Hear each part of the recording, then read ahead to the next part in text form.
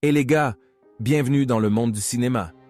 Aujourd'hui, je vais vous présenter un drame romantique intitulé Les 365 prochains jours de 2022. Le film débute avec les funérailles d'Adriano. Pendant le combat, Laura a été gravement blessée et Adriano a perdu la vie suite à une blessure par balle. Après les funérailles, Massimo rencontre la famille de Nacho, y compris son père Giuseppe, qui explique que si les familles se lancent dans une guerre, cela sera sanglant et personne n'en sortira vainqueur. Il vaut donc mieux qu'ils oublient cette tragique occurrence et passent à autre chose. Massimo affirme que la Sicile est son territoire et qu'il veillera à ce qu'ils ne passent pas un autre jour ici. Il les prévient que s'ils se comportent mal, il transformera leur maison en cimetière. Il leur demande de quitter les lieux dans l'heure et de ne jamais remettre les pieds en Sicile. Massimo se rend ensuite sur la tombe d'Adriano avant de rentrer chez lui. En arrivant, il trouve Laura allongée dans le lit. Il s'approche d'elle et l'embrasse, mais avant d'aller plus loin, Massimo s'arrête, affirmant qu'il est trop tôt, conformément aux recommandations du médecin, de ne rien entreprendre de tel. Laura devient furieuse et déclare qu'elle se moque de l'avis du médecin, mais Massimo refuse de la laisser l'embrasser à nouveau. Elle affirme alors qu'elle sait ce qu'elle ressent et ce qu'elle désire, et qu'elle ne passera pas sa journée au lit à se morfondre sur son sort. Elle s'éloigne après avoir dit cela et s'en va dehors, où Olga l'accueille et lui montre le bonheur que Laura soit descendue en ce. Une Laura en colère dit qu'elle est fatiguée de mentir au lit avec Olga, la dorlotant. Elle dit que tout le monde pense soudainement qu'ils savent ce dont elle a besoin. Olga essaie de lui faire comprendre qu'ils ont beaucoup souffert quand elle a été blessée, et Massimo a presque eu une crise cardiaque, alors ils sont juste inquiets pour elle maintenant. Laura dit à son amie qu'elle comprend que c'était dur pour eux, mais maintenant qu'elle a une seconde chance, elle veut profiter au maximum de celui-ci. Elle dit qu'ils doivent célébrer Olga changeant d'avis sur le mariage, alors ils décident enfin de sortir.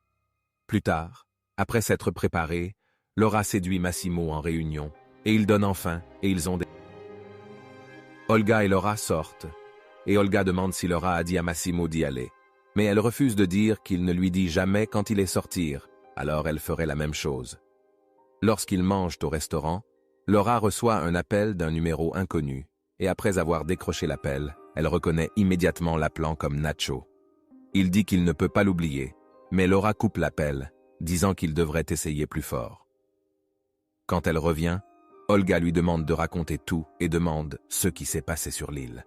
Laura dit que Nacho est différent, et il était comme sa meilleure amie quand elle était là-bas.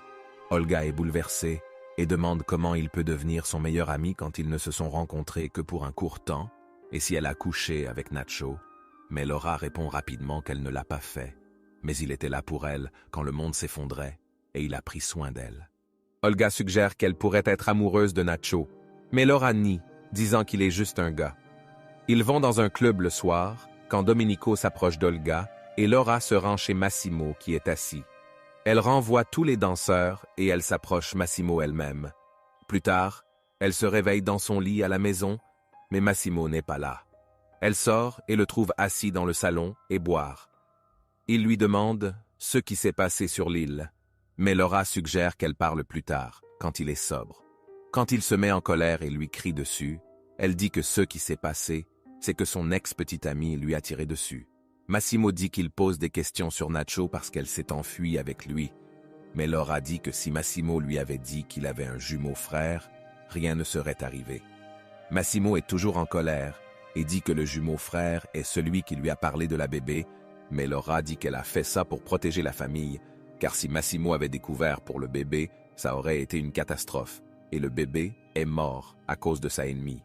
Massimo brise le verre et s'en va, tandis que Laura a un flashback du moment où elle a cassé un verre sur l'île et Nacho en a pris grand soin d'elle là.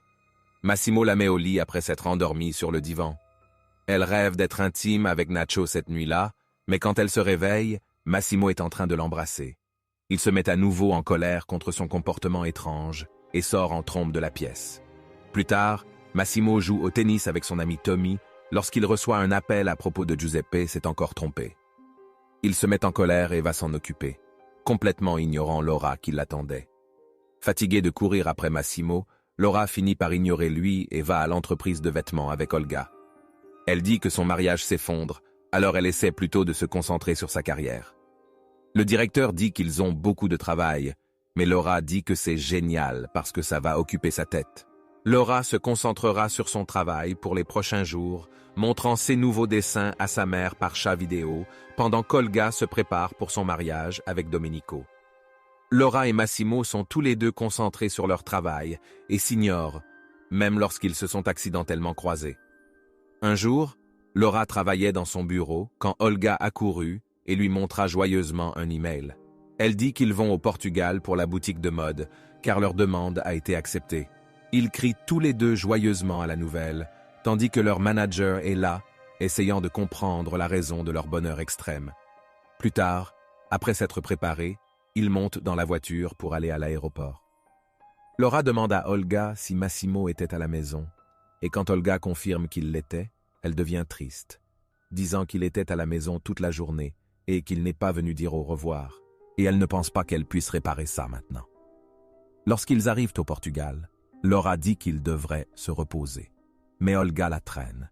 Ils vont à la plage, et après avoir traîné pendant un moment, ils vont manger. Quand ils mangent, Laura entend les gens sur la plage crier le nom de Nacho, et quand elle regarde en arrière, ses soupçons sont confirmés, car Nacho est là, à la plage, avec sa sœur Amélie. Elle parle à Olga de la femme, puis elles se cachent toutes les deux de ses yeux. Elles réussissent à sortir de là et à passer le temps restant à voyager vers différents lieux. Laura a un autre rêve de Nacho cette nuit-là. Le lendemain soir, ils vont à la fête, où Laura va avec la femme qu'ils étaient censés rencontrer, pendant qu'Olga se saoule. Laura assiste à un défilé de mode où la femme dit qu'elle est impressionnée par sa robe et aimerait voir sa collection. Elle regarde autour d'elle quand elle est approchée par la sœur de Nacho, Amelia. Amelia parle à Laura et dit que Nacho n'est pas une mauvaise personne, mais juste fidèle à son père. Elle dit qu'elle sait ce qu'il a fait à Laura n'était pas bon, et elle était très en colère contre lui quand elle l'a appris, mais cela lui a donné une leçon douloureuse, et Laura devrait au moins l'écouter-le. Amelia lui dit que Nacho est aussi là, alors Laura accepte de lui parler. Ils sortent dans un endroit isolé pour parler, où Laura lui dit que tout était parfait jusqu'à c'est eux qu'il se présente et l'embrasse ensuite. Nacho dit qu'il est amoureux d'elle, mais Laura l'empêche de dire quoi que ce soit d'autre, et ils vont tous les deux chez Nacho. Chez lui, Nacho dit qu'il doit lui montrer quelque chose et l'emmène ensuite à la plage, où il a installé une couverture et quelques bougies pour leur rendez-vous. Nacho essaie de l'embrasser, mais elle l'arrête et dit qu'elle a besoin de plus de temps. Nacho dit qu'il lui donnera autant de temps qu'elle a besoin, comme il est prêt à attendre elle pour toujours. Quand Laura fait un geste pour attraper son sac à main, Nacho la tire sur ses genoux. Laura finit par céder et l'embrasse, et a des... Le matin, quand Nacho la dépose, elle montre son inquiétude en disant que Massimo va se fâcher s'il n'est pas capable de la suivre. Nacho dit qu'elle n'a pas à revenir en arrière si elle ne veut pas, mais Laura dit qu'elle a besoin de temps et y pensera plus tard.